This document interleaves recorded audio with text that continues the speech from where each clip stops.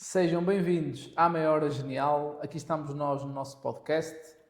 2025, um ano com novos convidados. E hoje tenho o prazer de vos apresentar David Martins. David, obrigado por ter aceito o convite de vir aqui ao nosso podcast. Eu é que agradeço. E de ter aceito eu fazer-lhe perguntas e colocar-se aqui numa posição diferente. É verdade. Um dia vamos trocar as cadeiras e você vai passar para este lado para me fazer perguntas e eu vou responder. Não vai ser fácil, mas pronto. Mas podemos tentar. Se calhar no fim deste podcast já estamos mais à vontade para isso. Quem sabe? Possivelmente. Temos o gosto e o prazer de ter aqui connosco o David.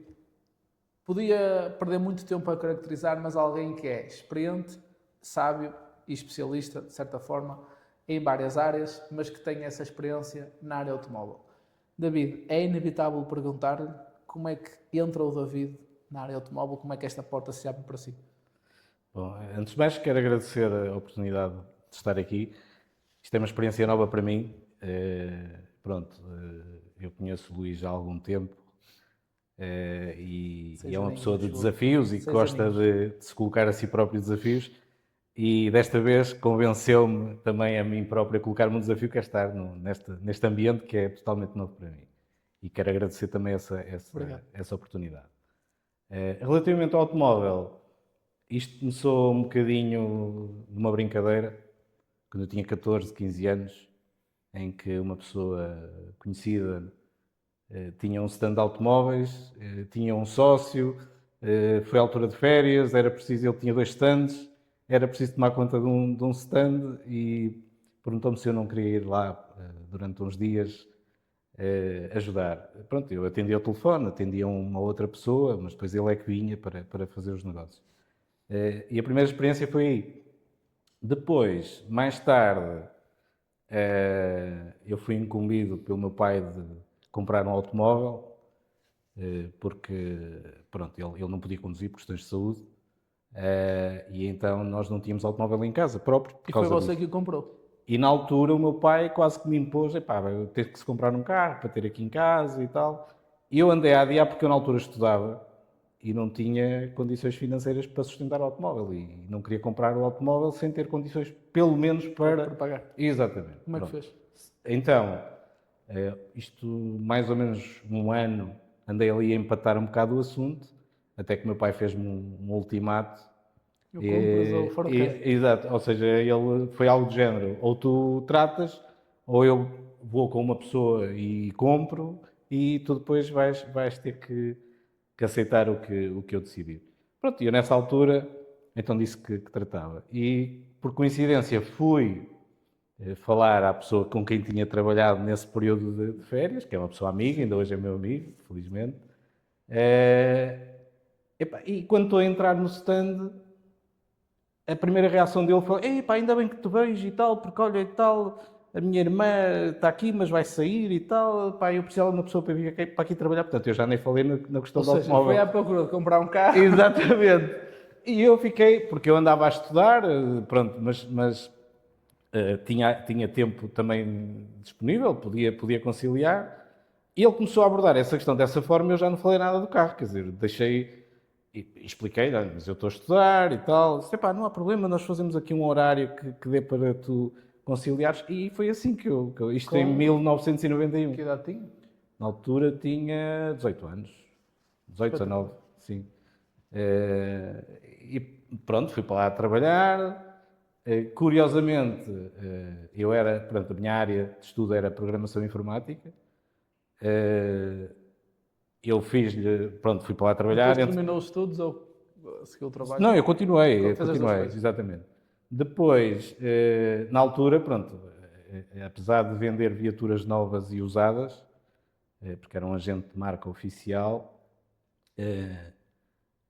não havia computadores nos stands de usados. Portanto, normalmente os computadores existiam nas concessões, nas marcas, nos grandes grupos. E mesmo assim nem todos tinham estruturas informatizadas. E eu, na altura, como era dessa área, lancei-lhe o desafio, que era ele investir num computador, porque na altura era tudo por fax, portanto era o que se utilizava, e que se ele investisse num computador eu fazia um programa específico para trabalhar. Claro que na altura era complicado convencer alguém a fazer um investimento, na altura o computador ainda era caro. e era complexo convencer alguém a dizer, olha, vais acreditar no miúdo, não é? Vais apostar em algo que tu não estás a ver bem o que é, nem o que é que faz, porque assim, naquela altura um computador não passava de uma televisão com teclado. Para um leigo, quer dizer, olhava para aquilo, era um monitor. Mas depois lá expliquei, isto dava para fazer assim, assado e tal, para simplificar aqui as coisas. Pronto, ele teve ali algum tempo para amadurecer a ideia e depois avançou. O que é certo é que ao fim de 2 meses ele viu o programa a funcionar. Epá, e pronto, ficou todo contente. E depois até havia colegas dele que também tinham stands, né, que iam lá e ele todo orgulhoso a mostrar: ei, estás a ver, eu venho aqui, se precisar de um número de telefone, faço assim, faço... Pronto, havia ali uma série de... Pronto, e isso também de alguma forma... Foi um voto de confiança para ti. Foi um voto de confiança e é algo que eu agradeço, porque ele fez isso em vários momentos. Ou seja, é uma pessoa que realmente fez com que eu fosse caminhando e fazendo percurso e sempre alargar um bocadinho o espectro de confiança dele, até que eu cheguei a um ponto que decidia praticamente quase tudo. Quer dizer, ele é que era o dono, ele é que determinava as regras da casa, mas ao fim de algum tempo eu era O gestor totalmente autónomo, quer dizer, não fazia o meu trabalho, depois a empresa felizmente foi crescendo, depois montámos uma oficina também, portanto, e ele foi sempre alguém que incentivou, que deu apoio. É evidente que certamente que se cometeram erros, como em tudo na vida, mas foi sempre alguém que de facto deu essa abertura e colocou essa confiança, o que nem sempre é fácil, não é? Porque estávamos a falar de um miúdo, de um jovem, não é? Sim. Com ideias um bocadinho diferentes, se calhar na altura daquilo que era o standard. Com motivos para poder desconfiar e essa parte de ser jovem e inexperiência, Exatamente. mas acreditou em si. Foi. Foi importante. Foi muito importante. Acreditar em quem toda a vida hoje, no seu percurso. Foi porque, vamos lá ver, ao dar-me também essa liberdade, também me deu muita responsabilidade. Eu sabia que ele estava a confiar em mim, então eu tinha que corresponder. Sim. E pronto, e de alguma forma moldou-me um bocadinho do ponto de vista profissional, porque pá, se calhar fez com que acelerasse ali o processo de alguma disciplina, de algum cuidado em determinado tipo de decisões, portanto, e foi positivo. Portanto, isto durou cerca de 9 anos. Foi assim que... Você trabalhando num stand e começando aí, né, e tendo a ligação com os clientes e o processo de venda e tudo mais, hoje, passado esses anos todos, continua ligado à área automóvel, embora ligado à área de financiamento, mas continua ligado à área automóvel e tem sempre contacto. Exatamente. Contacto com os stands, com os parceiros, com as marcas, percebe como é que o negócio funciona. A forma de vender carros é igual?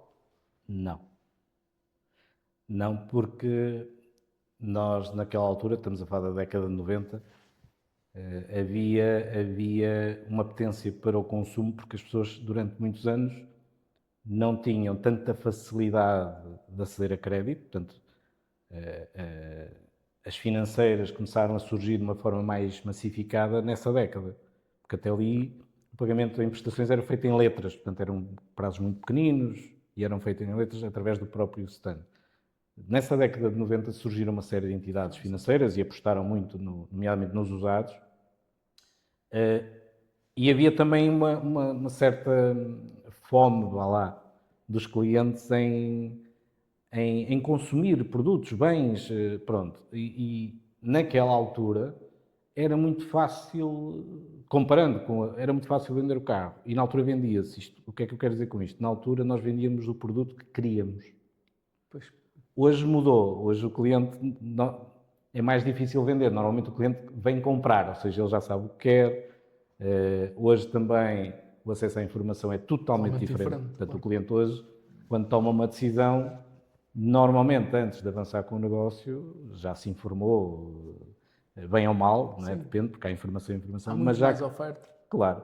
E, portanto, se calhar, naquela altura, as pessoas faziam uma compra mais consciente do ponto de vista daquilo que é a responsabilidade financeira do negócio que estão a fazer e dos compromissos que estão a assumir. Se calhar, sim, quando comparado com hoje, mas hoje há mais informação. O que acontece é que, de facto, a cultura da sociedade foi mudando e as pessoas, também do ponto de vista daquilo que é o racional do negócio que fazem hoje, é totalmente diferente do que era nessa altura. Naquela altura, a compra de um carro tinha uma carga emotiva muito grande. Um casal, quando ia buscar o carro, aquele dia era dia de festa, era dia de ir jantar fora, portanto, porquê? Porque tinha implicações tão grandes na vida das pessoas. Conquista com impacto. Exatamente, que as pessoas, viviam aquilo com uma intensidade muito grande, porque implicava sacrifícios, Hoje, não quer dizer que não implique, mas de alguma forma, por via do crédito e tudo mais, é mais fácil. Vivia-se a conquista de outra forma, não é? Era porque as pessoas também, lá está, naquela altura, eu recordo-me, hoje coisas que são banais do ponto de vista do consumo normal, naquela altura eram coisas muito importantes. Sim. Foi quase uma fase de descoberta, não é? É, porque de facto, pronto, era uma geração que vinha muito limitada, não é? Em termos de acesso à informação, e de repente despertou. E quando assim foi. As financeiras tiveram um impacto nisso. Claro que surgiram. Sim, porque lá está, como passou a ser mais fácil o acesso ao crédito e podiam financiar, começar. Naquela altura fazia-se muito a 36 meses, 48 meses. Coisas curtas. Pronto. São curtas hoje, mas naquela altura eram prazos longos, porque eles estavam habituados a pagar os carros em 12 meses, 24 meses, e portanto aquilo permitiu aqui alguma elasticidade, embora as taxas de juros na altura fossem elevadas, mas permitiu de alguma maneira eles olharem para o seu orçamento mensal e dizer, eu afinal consigo, porque afinal eu consigo pagar esta prestação. E portanto, obviamente que isso fez com que muitas pessoas procurassem comprar a viatura que noutro contexto se calhar não teriam conseguido, sem as financeiras. Mas acho que não foi só no automóvel, acho que o acesso mais facilitado ao crédito veio disputar tudo o que era áreas de consumo no nosso país. Portanto, acho que isso é evidente. Acho que sim. Hoje a percentagem de venda de automóvel e das pessoas ou do cliente, tipo de cliente que financia, é alto. Sim. Não é? E sem isso não conseguíamos ter o número de vendas que temos, era impossível ter a quantidade de vendas que temos. Como é que vê no futuro esta ida ao financiamento, este contacto com o cliente com o financiamento? De que forma vê as coisas evoluir neste ponto?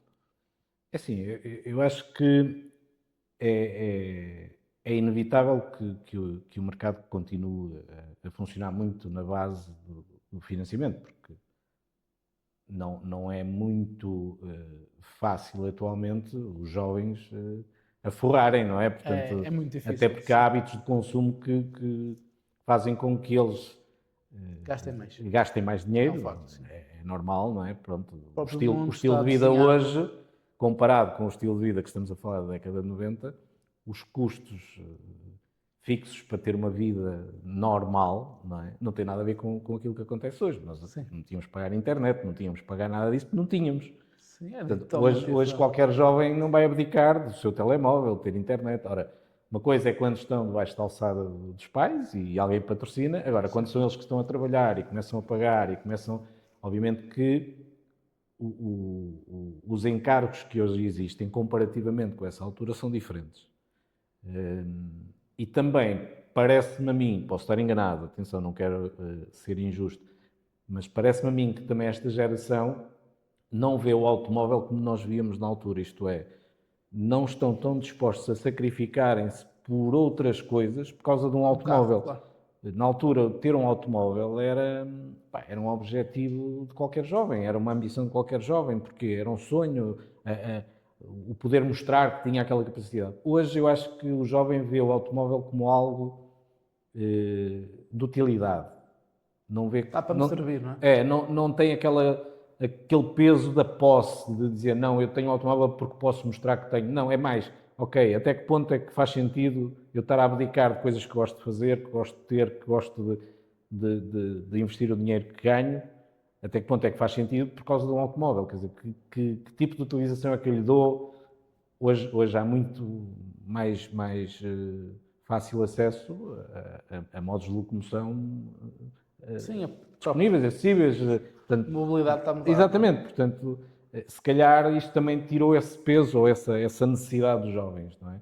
Depois há outro fator aqui, que é normalmente também, hoje as pessoas normalmente têm mais que um carro em casa e os jovens acabam por recorrer aos carros dos pais, mas agora, sem dúvida que a questão do financiamento vai continuar a suportar a atividade de consumo, seja automóvel, seja outro que seja.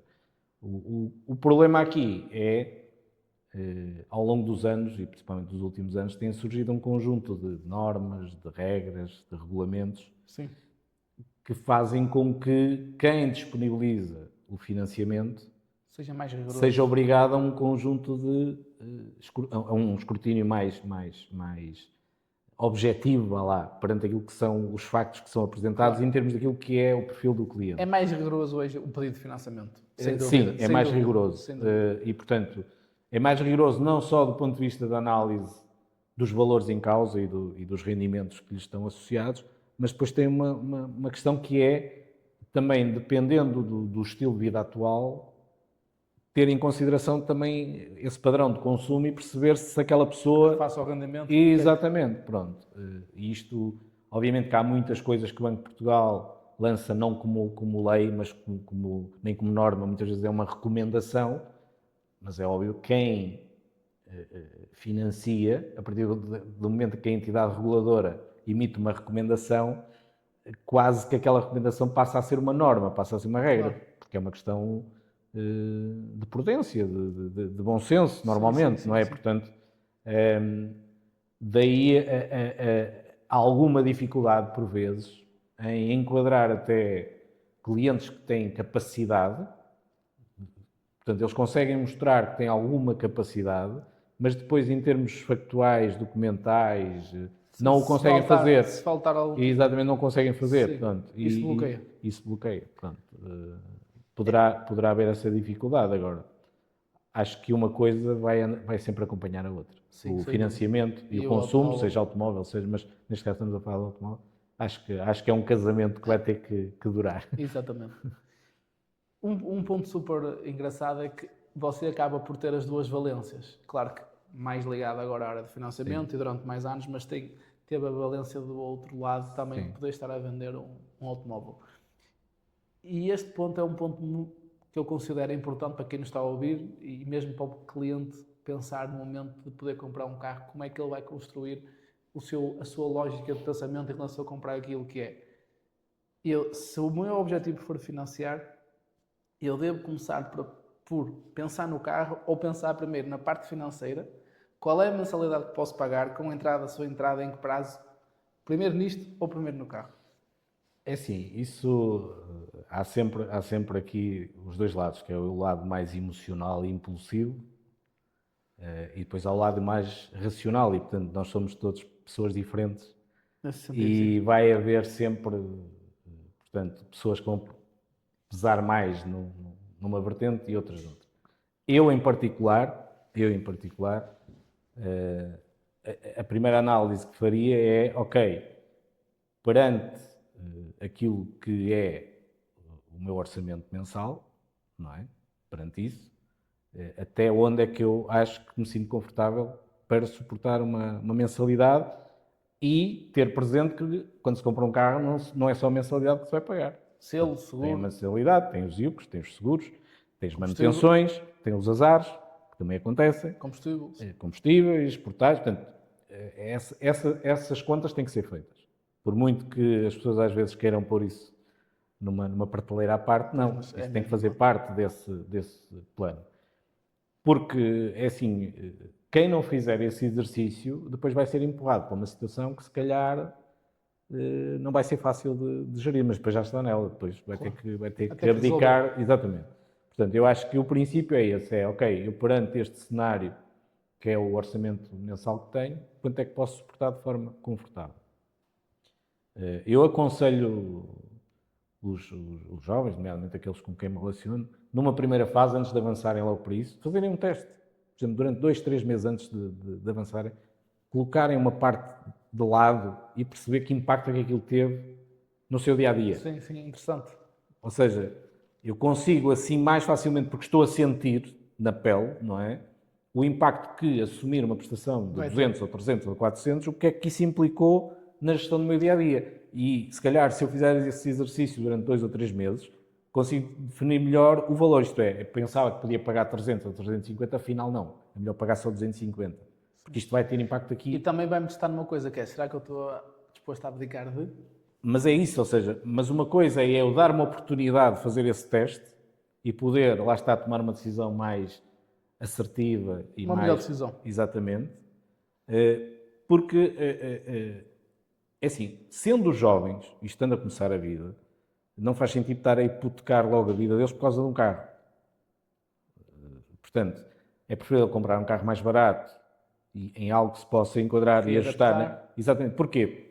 Porque ao longo da vida, obviamente, eles, se estão a começar a vida, a perspectiva será de crescimento e, portanto, hoje ganham X, amanhã ganham X mais qualquer coisa. E aí, pá, se calhar, então pensam em trocar por um carro melhor, por assumir outro tipo de encargos. Agora, eu acho que o princípio tem que ser sempre este. É, ok, vamos avaliar qual é o peso que este tipo de encargo vai ter na minha vida, naquilo que eu faço, naquilo que eu gosto de fazer, e até que ponto é que eu estou disposto a abdicar disso, não é? E a sacrificar-me para ter aquele bem. E depois é pesar se este custo e aquilo que eu vou ter que abdicar, para aquilo que eu estou a comprar, se esse bem me vai trazer o mesmo benefício, ou a mesma vantagem, ou a mesma satisfação daquilo que eu vou abdicar. Sim, sim, sim. Porque senão não faz sentido, quer dizer, eu estou a abdicar de coisas que me fazem bem para ter uma coisa que depois vou encostar, quer dizer. Sim, sim. Ou se calhar não vou dar a utilidade. Necessidade, a utilidade. Eu acho que, assim, esta geração tem esse desafio, na minha opinião, que é perceber muito bem o que é que vale a pena. Isto é, em termos daquilo que é o investimento, que é Retorno, o gasto. Pá, eu acho que esta geração vai ter que fazer muito bem esse exercício. Porque lá está, senão depois não há dinheiro para viagens, e as pessoas gostam de viajar, e esta geração mais jovem gosta. Exatamente, depois não chega, não é? Mas depois quer dizer, como é que se vai gerir essa falta? Há pessoas que não lidam muito bem com isso. Não é? Claro. Pronto. E eu acho que é esse equilíbrio que os jovens vão ter que fazer. A compra normalmente é muito impulsiva hoje. Há aquela coisa de... mas vão ter que gerir melhor esse impulso, na minha opinião. Sim. Porque senão corre o risco de fazer um processo mais moderado, analisar melhor, para poder tomar uma decisão. Sim, tem que ser mais ponderados nesse tipo de decisões. Porque o mundo consumista em que nós vivemos hoje também não ajuda, não é? A energia.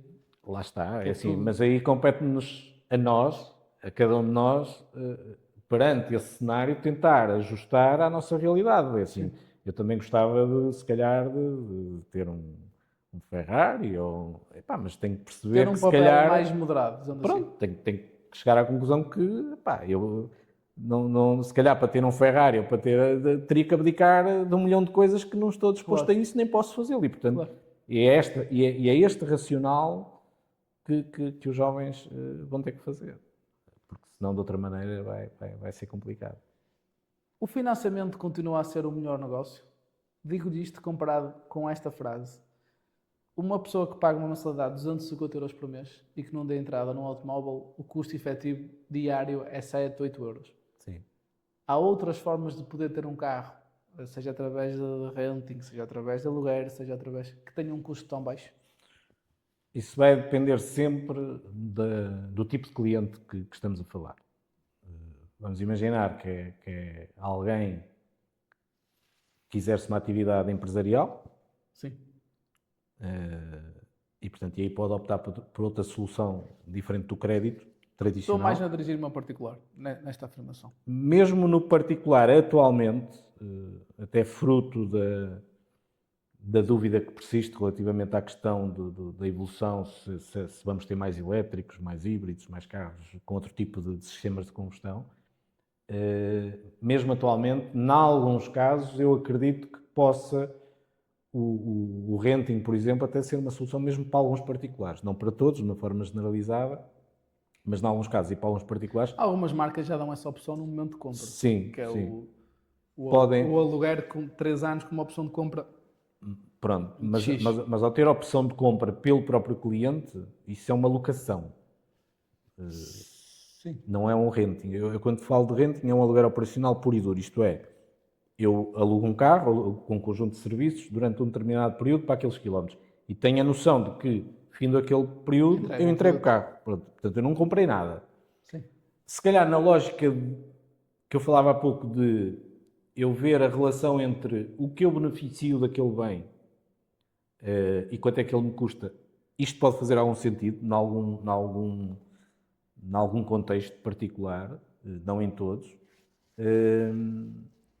Agora, depois também depende muito, mais uma vez, do tipo de utilização que se vai dar a esse bem. Claro. Porque se é um carro que eu compro e que se o vou utilizar só ao fim de semana, não me parece que faça muito sentido. Agora, se é um carro que eu lhe vou dar um uso diário e de vez em quando até tenho deslocações longas e tudo mais, pode fazer sentido optar a procurar outro tipo de soluções que não o crédito tradicional. Depende muito da necessidade. Da necessidade e depois de outro aspecto, porque o renting tem a vantagem de ter aquela renda fixa com aquele conjunto de serviços associados e eu sei que pago aquilo, ponto final. Pronto, não tenho que me preocupar com avarias inesperadas, posso englobar seguros, portanto, eu sei que pago aquele custo mensal durante aquele período. Portanto, eu tenho a noção hoje de quanto é que aquele carro me vai custar pelo período de utilização.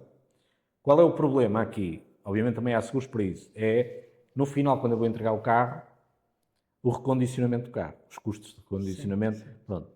Ou eu tenho um seguro que cobre isso e aí estou salvaguardado, caso contrário posso ter surpresas. Eu questionei isto porque acredito que o renting pode, por norma, e até é as empresas que correm a mais que ele, mas sim, por norma o particular opta pelo crédito porque se fizer a conta dificilmente, sem errar, e também não quero estar a ser demasiado tentar acertar, mas o custo de um renting mensal não sai inferior a 500 euros para o seu. Ou é difícil de sair? Não, depende do carro. Depende do carro. Depende do carro.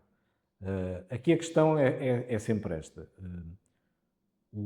O renting, eu quando faço um renting para um automóvel, posso fazer por duas vertentes. Uma é componente fiscal, e aí tem mais a ver com empresas, sim, profissionais liberais, GNIs, etc.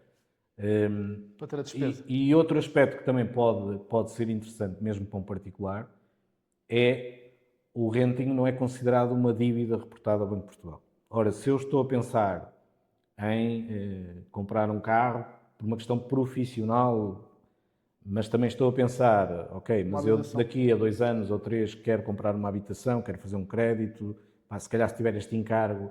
Portanto, isto depois depende de vários fatores. Sim. Porque lá está, porque não, como sai fora deste âmbito de report ao Banco de Portugal, se houver essa perspectiva, pode ajudar depois nessa lógica. Várias...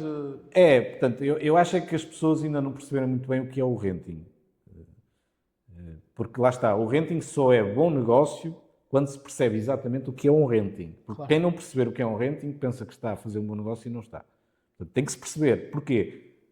Porque só percebendo é que se consegue ajustar o contrato à nossa realidade e só assim faz sentido. Claro. E, portanto, depende muito aqui do tipo de... O que é que podemos incluir na mobilidade? Nesta questão nova, que hoje fala muito que é a mobilidade. Podemos incluir isso e mais? Eu acho que, é assim, nós neste momento, existe aqui alguma ambiguidade relativamente àquilo que se pode chamar de mobilidade. Porquê? Esta aposta intensiva que se fez na questão dos elétricos, tudo que é extremar posições normalmente não é boa solução. Eu acho que nós passámos dos 8 para os 80, quer dizer, quisemos de repente, isto agora vai ser tudo elétrico, e não pode ser assim. Portanto, eu acho que tem que ser tudo gradual. Exatamente, pronto. E depois há aqui outro aspecto, é que um automóvel elétrico, a componente tecnológica que tem, que é quase todo ele tecnológico, nós sabemos que é um processo de evolução muito rápido. E, portanto, aquilo que hoje é novidade, daqui a 12 meses já não é. Portanto, e o que é que eu quero dizer com isto? Como ainda estamos num processo de evolução, a desvalorização desses carros é um risco que se está a correr. Porque, vamos lá ver, hoje os operadores, quando vão retomar um carro elétrico, é um desafio muito grande que têm pela frente. Que valor é que vão dar? Sim, sim. Que tipo de garantias é que podem dar, por causa da questão das baterias? Sim, Não é? é uma tecnologia nova e estamos a descobrir. Exatamente. E, portanto, e eu acho que é esse momento que estamos neste momento a viver. Que a mobilidade e que a alteração do tipo de combustíveis ou de motorizações que temos, que vai ter que mudar, isso aí é inevitável. Agora, como é que isso vai ser feito? Acho que ainda há um caminho muito longo a percorrer, porque lá está. Depende também da velocidade com que a evolução tecnológica vai avançando.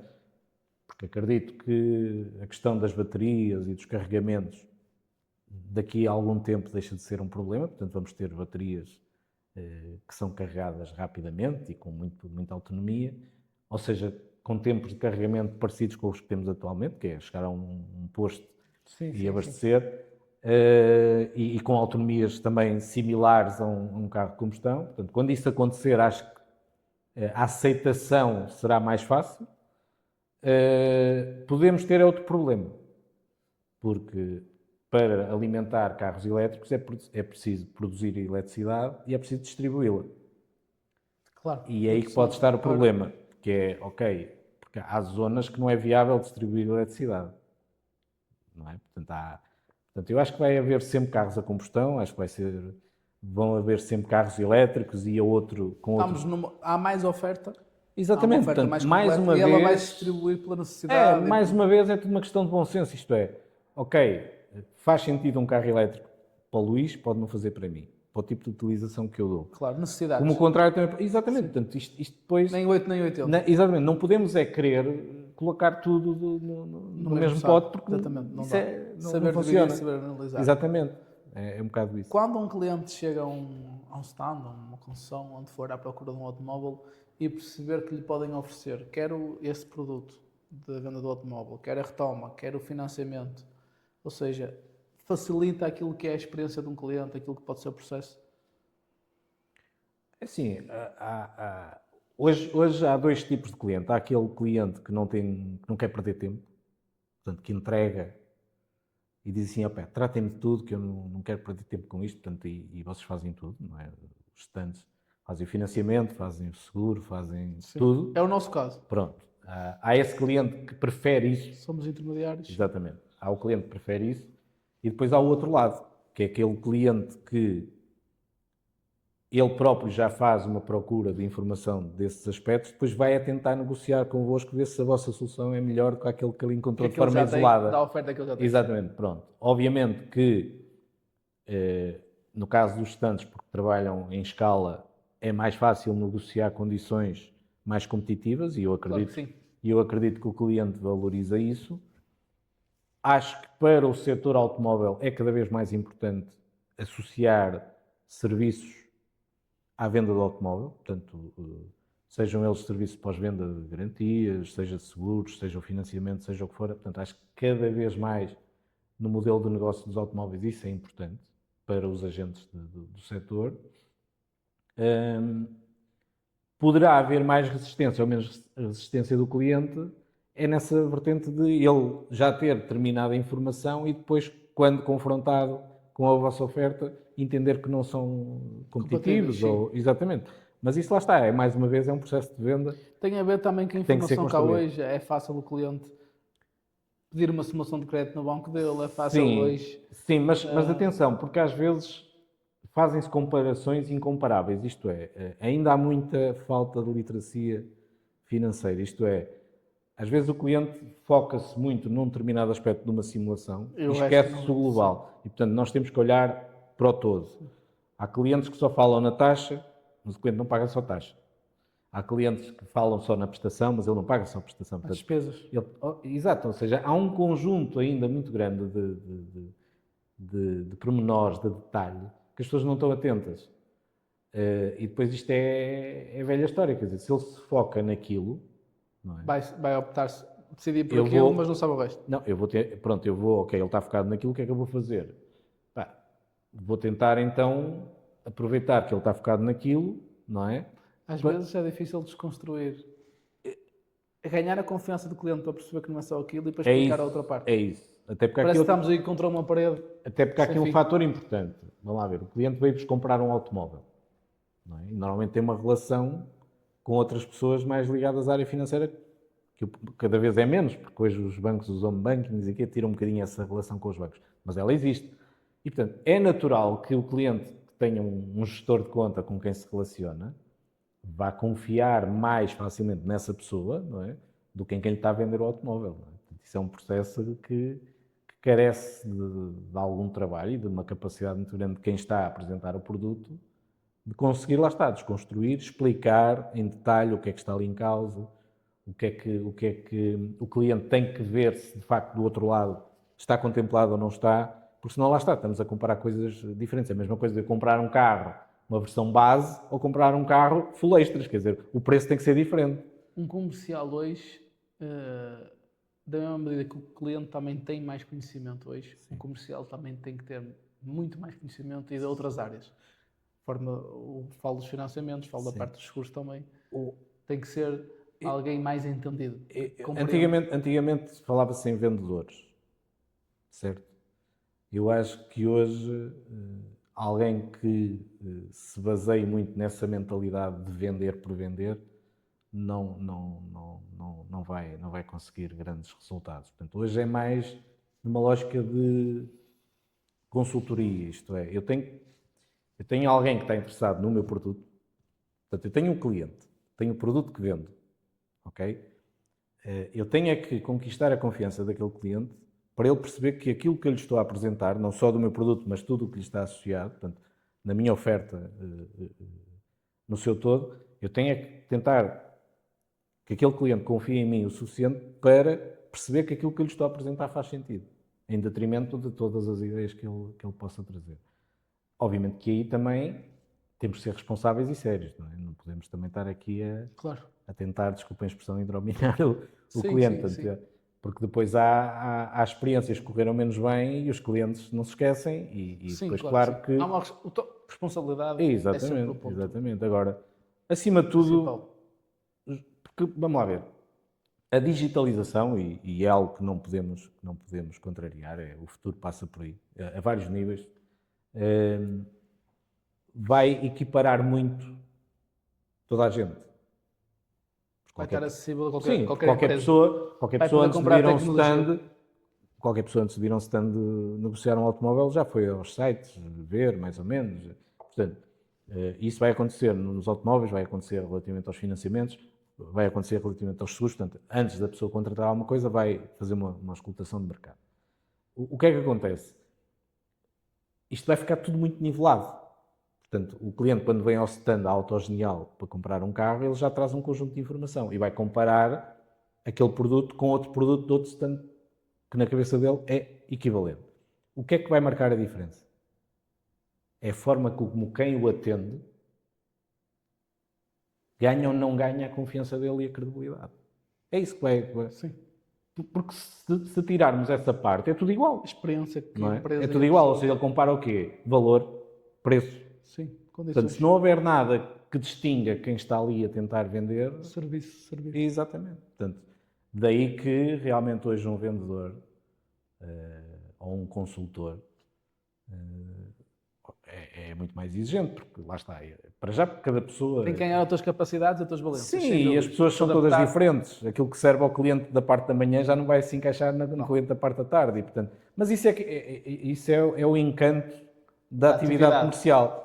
Eu sou comercial e, portanto, o que eu gosto é mesmo essa parte, que é conhecer pessoas novas, pá, com comportamentos diferentes daquilo que é habitual, porque isso obriga-nos também a desenvolver e a abrir um bocadinho os Abrir horizontes. os campos. Exatamente, e eu acho que é o que tem de bonito a atividade comercial, é mesmo isso. Esta área tem tido uma procura muito grande por parte de pessoas imigrantes que estão no nosso país e, inevitavelmente, elas recorrem ao crédito, porque se calhar também do país de origem já o faziam e se calhar de uma forma não lá, se calhar nesses países não tão rigorosa e mais amadora, pronto, da forma que era. Mas hoje temos um pedido de crédito muito grande e ao consumo desse tipo de pessoas e é algo que até devemos considerar por positivo. a nós, quem fornece estes serviços, porque de certa forma ajuda-nos a atingir os objetivos e a não baixar as nossas vendas, dizendo assim. Cada vez mais a parte das financeiras estão mais rigorosas nesse sentido, porque há riscos, há questões legais a cumprir, como é óbvio, e muitas vezes o perfil destes clientes podem não se encaixar naquilo que é o perfil de análise, não é? E da aprovação das financeiras. O que é certo é que parece-me que temos de saber viver com isto. Sim. É assim, a questão dos estrangeiros em Portugal, eu acho que temos que aceitar que é inevitável. Portanto, não há outra forma. Portanto, o nosso país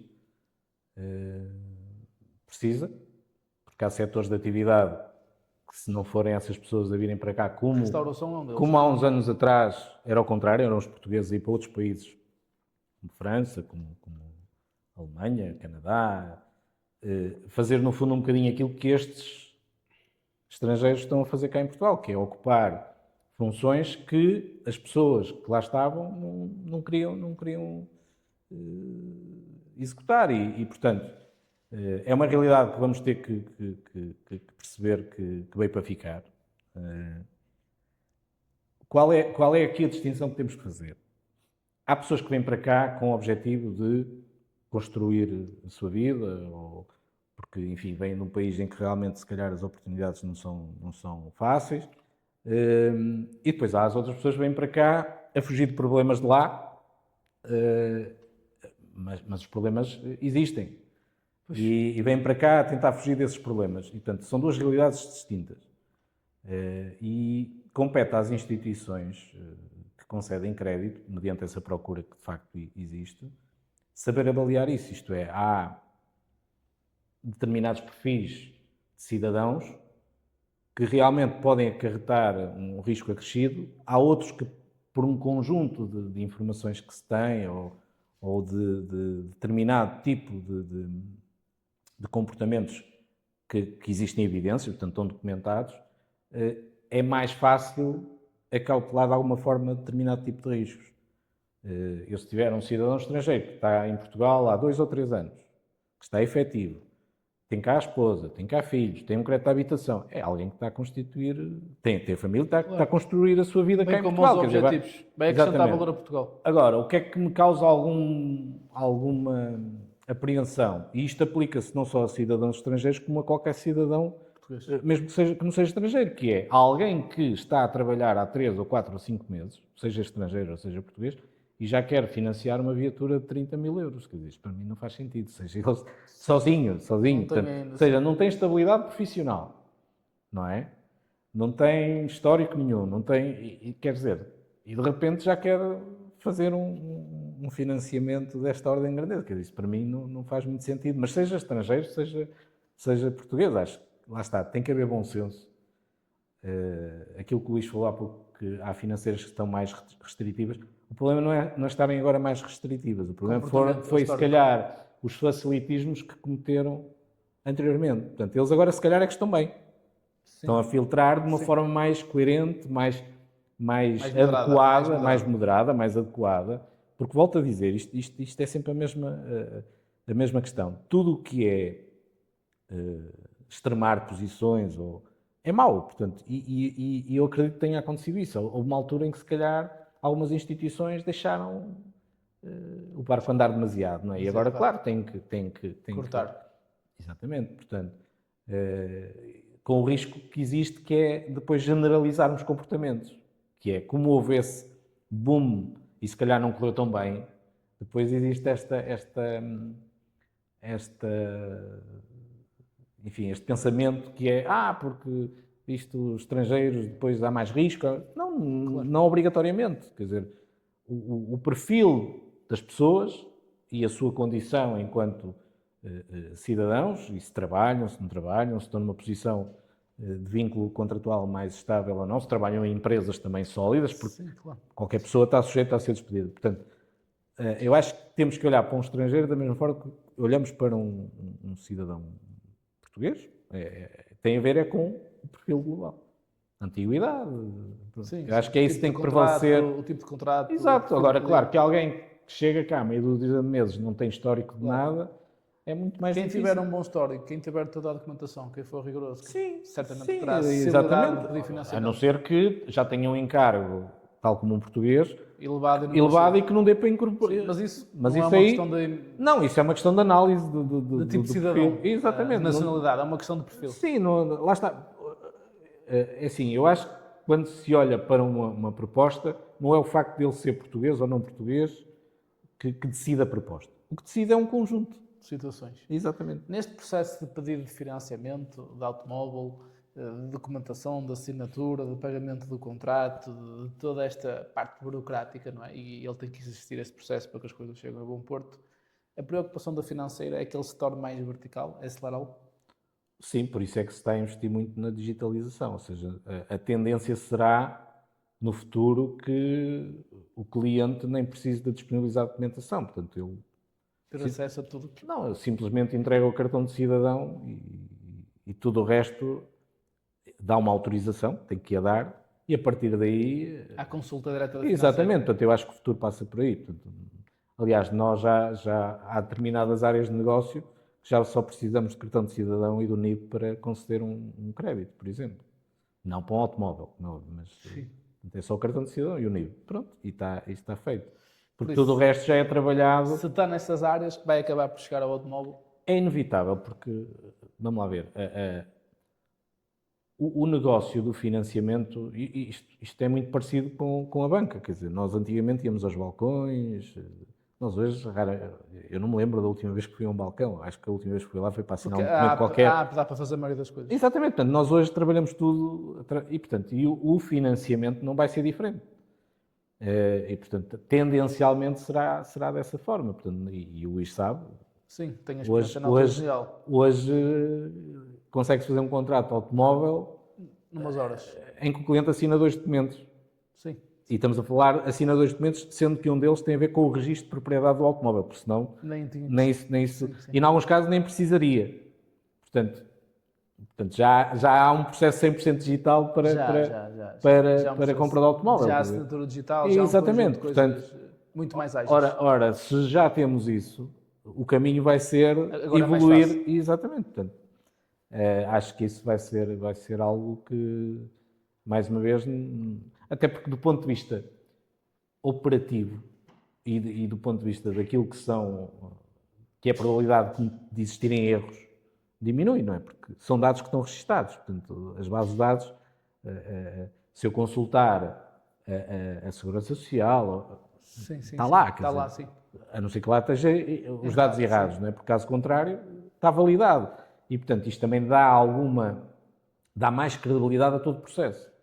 Porque eu não estou a basear em fotocópias de um documento. Sim, estou a consultar diretamente os portais. Ou seja, exato. Portanto, e depois também faz com que as próprias instituições que trabalham nessas áreas libertem os recursos que estão agora alocados a trabalhar nesse tipo de registro, façam outro tipo de funções. E, portanto, exatamente, mais produtiva. Porque isso, vamos lá ver, isso é um processo que, se analisarmos bem, não é muito produtivo para uma instituição financeira. Porque é produtivo aqueles processos que eu trato, aprovo e contrato, e o cliente paga, mas há uma panóplia muito grande, há uma percentagem muito grande de processos que eu não aprovo. Então, eu tive o custo. Tive o custo, sim, cooperativo. Eu tive aquele custo e vai tudo para o caixa de lixo. Sim. Portanto, eu aqui tiro esse custo. Ou reduzo, não tiro, mas... Automatiza esse processo. Exato. Portanto, eu acho que, seja na área financeira, seja em qualquer outra área, a procura de quem tem uma empresa é cortar nas gorduras, como se costuma dizer. E, de facto, hoje os meios tecnológicos que temos permitem fazer isso também nesta área, porque é mais burocrático, é mais documental, mas também já há soluções e, portanto, e acho que o caminho passa, sem dúvida, passa por isso. O caminho passa por continuar na evolução. Sim. Com moderação. Com moderação. Equilíbrio. E mais uma vez, volto a dizer, acho que também aí a questão da relação de confiança vai prevalecer, isto é, porque depois lá está, vamos ficar todos muito iguais.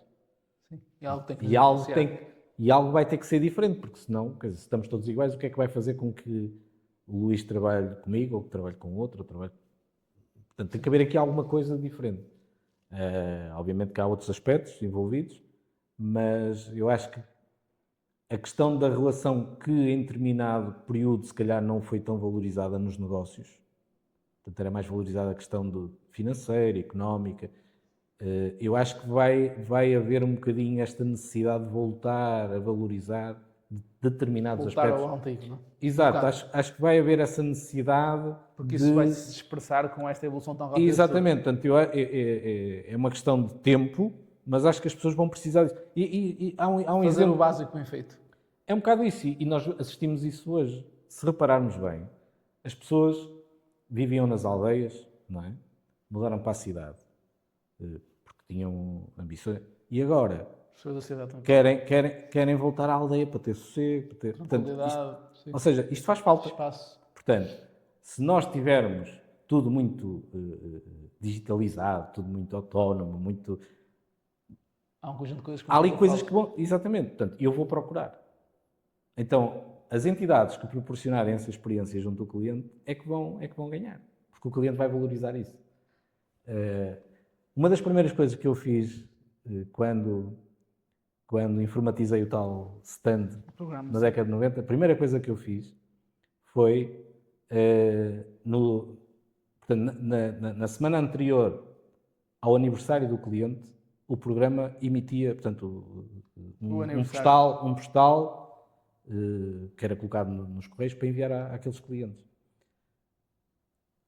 A quantidade de pessoas que vinham ao stand agradecer naquela altura, era impressionante.